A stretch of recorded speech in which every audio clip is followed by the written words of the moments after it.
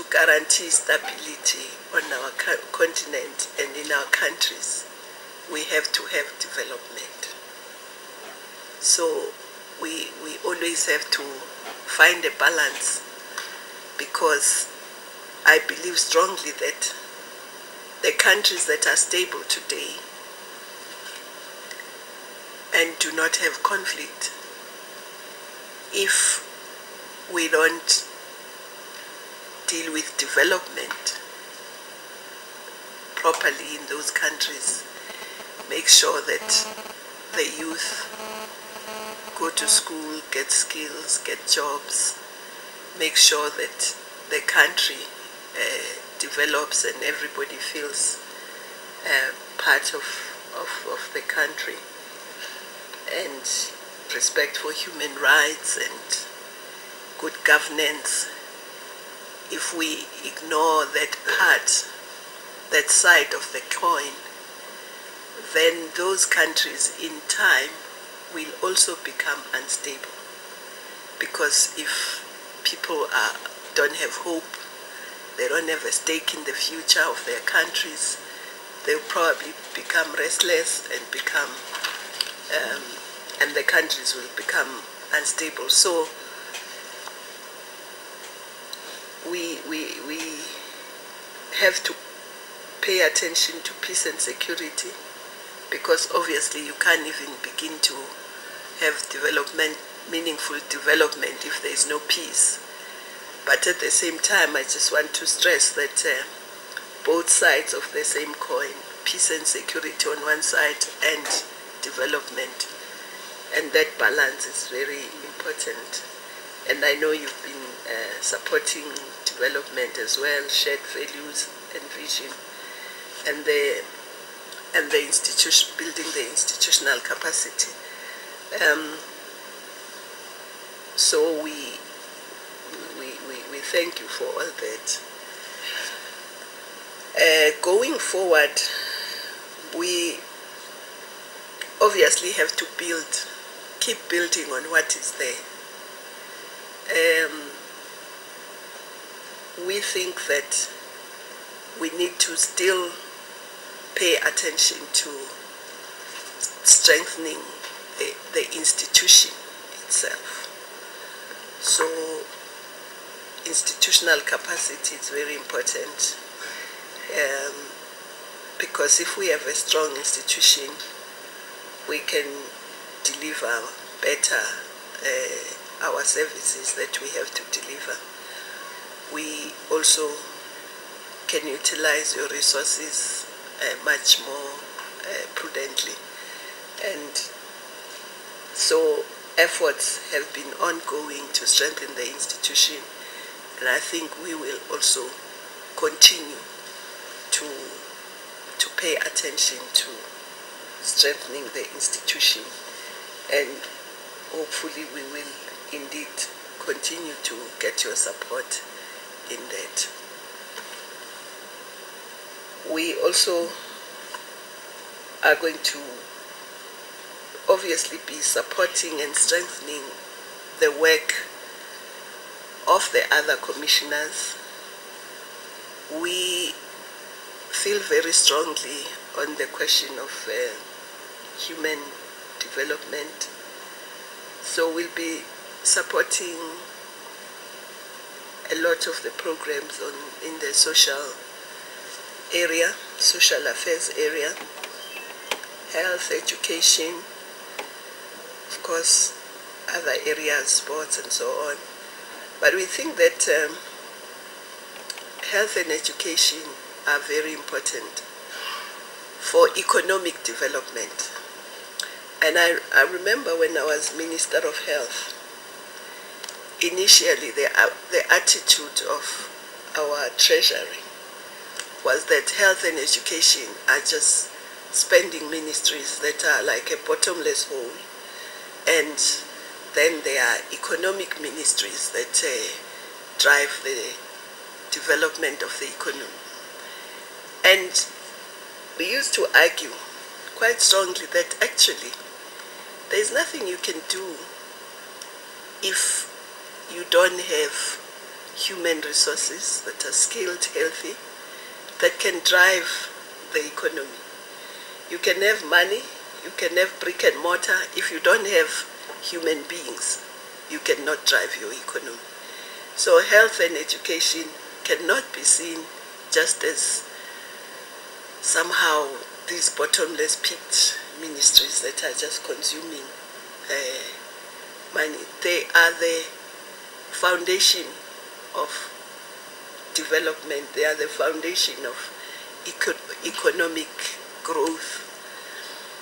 So it's an area that obviously would like to pay a lot of attention to, but that also includes women, because in that population women are more than half. So we would like to ensure that women are not left out in the development equation. In Africa, we know that, for instance, maternal mortality is still very high, and women in falling pregnant and giving birth, instead of it being a source of joy and a responsibility for the continuation of the human race, it becomes a risk to their lives. And I think we really should work together and other partners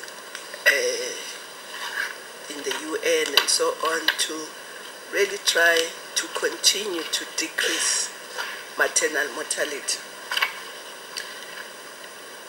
But maternal mortality is important in its own, but it's also very important because on our continent, if you don't have a mother and you are an infant and you lose your mother, your prospects of survival are less, but also of reaching your full potential are diminished if you don't have a mother. So the survival of the mother is important for her own sake, but also for the survival of the family, particularly young children that she may already have. We also know that in Africa, women, the majority of people who work in agriculture are women. And I think we need to support them much more than we have done before as a continent, so that they can not only use agriculture for subsistence, but really earn a living, be able to look after their families, educate their children, and contribute both to the GDP but also to food security.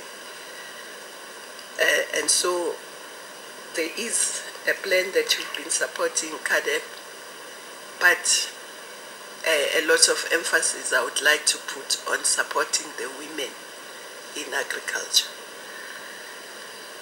Not saying men shouldn't be supported, but the majority in agriculture on our continent are women, and they need a lot more support.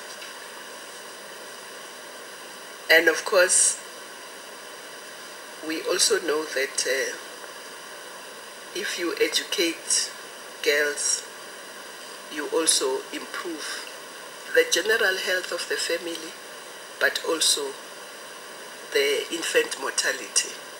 The more educated the mother is, the more likely that the infants will survive. So it's got a double benefit in that way. We also feel strongly that the goal of MDG3, women in leadership and in leadership positions, is important. At all levels, Because if women are part of taking decisions, they will take decisions that will take into account not only their needs, the needs of children, but the needs of communities in general. Whether in Parliament, the legislation, the budget will begin to reflect a more humane approach. So, but we need women not only in politics, we need them everywhere, in all sectors of society. So we would be also looking at how to help women in various areas to take and be part of decision making in whatever areas they are in. And of course, one of the areas that we think needs much more attention is trade, including intra-African trade, because all countries except us, our biggest trading partners tend to be in our regions, in our neighborhood. But with us, there is no single African country that can claim that its biggest trading partner is another African country. And that says a lot even about how competitive we can be and our own capacities. But there are objective and subjective reasons why it is so. And we need to address both the subjective and the objective reasons. One of the objective reasons is just the infrastructure to move goods from one area to the other.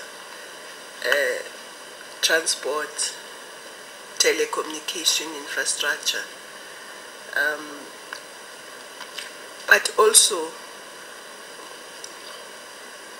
what do we trade?